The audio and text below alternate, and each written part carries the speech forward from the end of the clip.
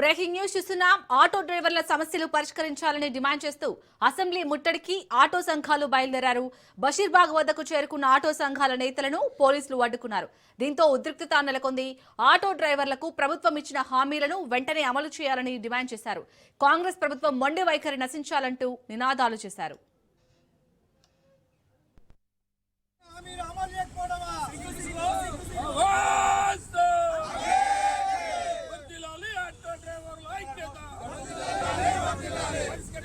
Auto డ్రైవర్ల సమస్యలను వెంటనే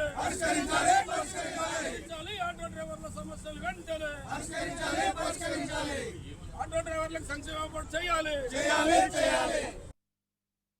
తెలంగాణ రాష్ట్ర ఆటో డ్రైవర్ల సంఘాల ఆధ్వర్యంలో ఆటో డ్రైవర్ల న్యాయమైన డిమాండ్లు పరిష్కరించాలని చెప్తూ హైదరాబాద్ నగరంలో చలో అసెంబ్లీ కార్యక్రమాన్ని పిలుపునివ్వడం జరిగింది. గత 30-40 సంవత్సరాల నుంచి ఆటో డ్రైవర్లకు ఆటో డ్రైవర్లకు, క్యాబ్ డ్రైవర్లకు, మోటార్ రంగ కార్మికులకు ఏదైనా ప్రమాదం జరిగితే ఎలాంటి సంక్షేమ పథకాలు లేవని చెప్పి సంక్షేమ బోర్డు ఏర్పాటు చేస్తామని చెప్పి ఆనాడు శ్రీధర్ బాబు ఆధ్వర్యంలో ఉన్న కమిటీ మాకు హామీ ఇవ్వడం జరిగింది. ఎన్నికల మేనిఫెస్టోలో పెట్టడం జరిగింది. నెలల క్రితమే పార్లమెంట్ ఎన్నికలప్పుడు, గ్రామ పంచాయతీ ఎన్నికల ముందు మేము వెంటనే ఆటో డ్రైవర్ల సమస్యలు పరిష్కరిస్తాము, ఒక ఓలా ఉబర్ రాపిడోకు వ్యతిరేకంగా ఒక యాప్ తీసుకొస్తామని చెప్పారు. గత ప్రభుత్వం ఏదైతే ఆటో డ్రైవర్లకు, క్యాబ్ డ్రైవర్లకు, అదేవిధంగా జర్నలిస్టులకు, హోంగార్డులకు 5 లక్షల ప్రమాద బీమాను సౌకర్యం కల్పించింది. ఈ ప్రభుత్వం వచ్చి అధికారంలోకి వస్తే 10 లక్షలు చేస్తామని చెప్పారు. 10 లక్షలు కాదు కదా, ఉన్నది కూడా బీకడం జరిగింది. కాబట్టి ఆటో డ్రైవర్లు ఇవాళ రాష్ట్ర వ్యాప్తంగా అనేక ఇబ్బందులు పడుతున్నారు, జీవనోపాధి దెబ్బతిని. కాబట్టి రాష్ట్ర ప్రభుత్వం మేము కొంతమంది కోరికలు కోరట్లేదు.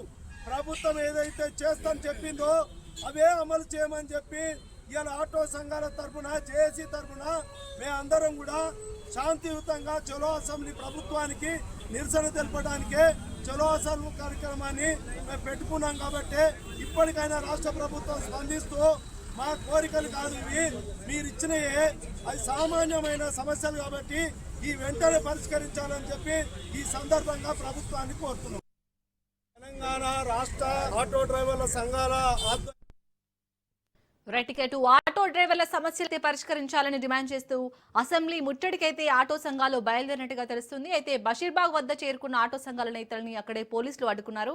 దీనికి సంబంధించి పూర్తి డీటెయిల్స్ ని మా ప్రతినిధి పవన్ అందిస్తారు. పవన్, ఆటో డ్రైవర్లు తమ సమస్యలను వెంటనే పరిష్కరించాలంటూ కూడా డిమాండ్ చేస్తూ అసెంబ్లీ ముట్టడానికి ప్రయత్నించడంతో వారిని పోలీసులు అరెస్ట్ చేశారు. బషీర్బాగ్ వద్దకు చేరుకోగానే ఆటో సంఘాల నేతలను మాత్రము అక్కడనే పోలీసులు అరెస్ట్ చేసిన పరిస్థితి కూడా చూస్తున్నాము. అయితే మొత్తానికి చూస్తే కాంగ్రెస్ ప్రభుత్వం ఆటో డ్రైవర్లకు ఇచ్చిన హామీలను కూడా పూర్తి చేయాలంటూ కూడా వారు డిమాండ్ వ్యక్తం చేస్తారు. ముఖ్యంగా చూస్తే మహాలక్ష్మి పథకం వల్ల జీవనాధారం కోల్పోతున్నామంటూ కూడా ఆటో డ్రైవర్లు దీనికి సంబంధించి వారు మండిపడుతున్న పరిస్థితి చూస్తున్నాము. ఎందుకంటే ఈ యొక్క మహాలక్ష్మి పథకం వల్ల మాత్రము పూర్తిగా తమ జీవితాలన్నీ కూడా చిన్న భిన్నం అయిపోయినట్టు కూడా ప్రధానంగా చెప్తున్న పరిస్థితి కనిపిస్తుంది.